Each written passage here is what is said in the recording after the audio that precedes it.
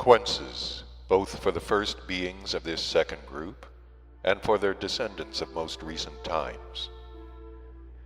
It seems that at the time when the said hunters from the continent Atlantis reached the Sea of Beneficence and decided to settle there, there was already existing on the shores of this same sea a being from the continent Atlantis who was at that time very important and who belonged to the sect of astrosauveurs, and was a member of a learned society, the like of which has never since appeared on that planet Earth and probably never will. This learned society then existed under the name of Akaldan, and this member of the Akaldans reached the shores of the Sea of Beneficence on account of the following. Just before the second great catastrophe, those genuine learned beings then existing on the continent Atlantis, who had organized that truly great learned society there, somehow became aware that something very serious had to happen in nature. So they began to observe very carefully all the natural phenomena of their continent. But however hard they tried, they could in no way find out what precisely had to happen. A little later on, and with the same aim, they sent some of their members to other continents and islands in order, by means of these common observations, perhaps to be able to find out what was impending. The members sent were to observe not only nature on the planet Earth, but also every kind of, as they then expressed themselves there, heavenly phenomena. One of these members, namely the mentioned important being, had chosen the continent Iranan for his observations, and having migrated there with his servants, had settled on the shores of the said water space, later called the Sea of Beneficence. It was just this same learned member of the society Akaldan who once chanced to meet certain of the mentioned hunters on the shores of the said Sea of Beneficence, and having learned that they had also come from the continent Atlantis, was naturally very glad and began to establish relations with them. And when, shortly afterwards, the continent Atlantis entered within the planet, and this learned Akaldan member had no longer any place to return to, he remained to exist with these hunters in that future Maral Plessis. A little later, this group of hunters chose this learned being as the cleverest to be their chief, and still later, this member of the great society Akaldan married the daughter named Rimala of one of the hunters, and afterwards shared fully in the lives of the founders of the beings of that second group of the continent Iranan, or as it is called at the present time, Asia. A long time passed. The beings of this place on the planet Earth were also born and were again destroyed, and the general level of the psyche of this kind of earth being was thereby changed, of course at times for the better, at times for the worse. Multiplying, these beings gradually spread over this country more and more widely, although always preferring the shores of the Sea of Beneficence and the valleys of those two large rivers which flowed into it.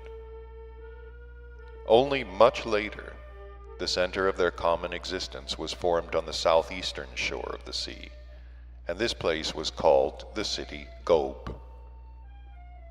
This city became the chief place of existence for the head of this second group of beings of the continent Ashark, whom they called King. The duties of this king were here also hereditary, and this inheritance began with the first chosen chief, who was the said learned member of the society Akaldan. At the time to which the tale I began refers, the king of the beings of that second group was the grandson of his great-grandson, and his name was Konutzion. My latest detailed investigations and researches showed that there had been actualized by that same King Konutzion exceedingly wise and most beneficent measures for uprooting a terrifying evil which had arisen among the beings who, by the will of fate, had become his subjects. And he had actualized these said most wise and beneficent measures for the following reason.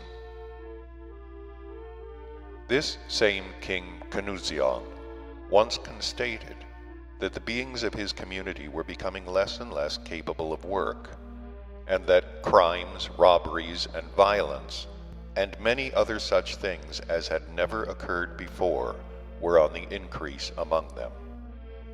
Or, if they had occurred, had seemed to be quite exceptional phenomena.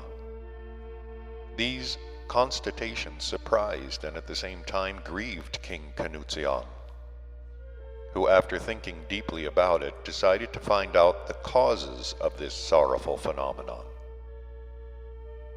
After long observations, he finally cleared up for himself that the cause of the phenomenon was a new habit of the beings of his community, namely their habit of chewing the seed of a plant then called Gulgulian.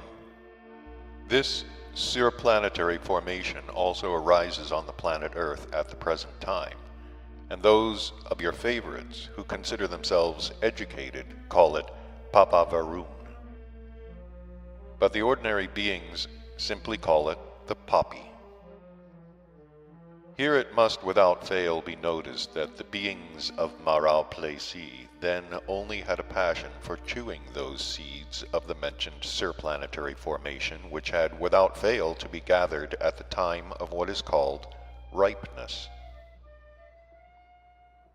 In the course of his further close observations and impartial investigations, King Konutzion clearly understood that these seeds contained a something that could completely change, for the time being, all the established habits of the psyche of those beings who introduced this something into themselves, with the result that they saw, understood, felt, sensed, and acted quite otherwise than they were previously accustomed to see, sense, act, and so on. For instance, a crow would appear to them to be a peacock, a trough of water, a sea, a harsh clatter, music, goodwill, enmity, insults, love, and so on and so forth. When King Konutzion became clearly convinced of all this, he immediately dispatched everywhere trusted and faithful subjects of his, strictly to command in his name all beings of his community to cease chewing the seeds of the mentioned plant. He also arranged for the punishment and fine of those beings who should disobey this order. Thanks to these measures of his, the chewing of the said seeds seemed to diminish in the country of Marau Plessis. But after a very short time it was discovered that the number of those who chewed had only seemingly diminished. In reality, there were even more than before. Having understood this, the wise King Konutzion thereupon resolved to punish still more severely those who should continue chewing.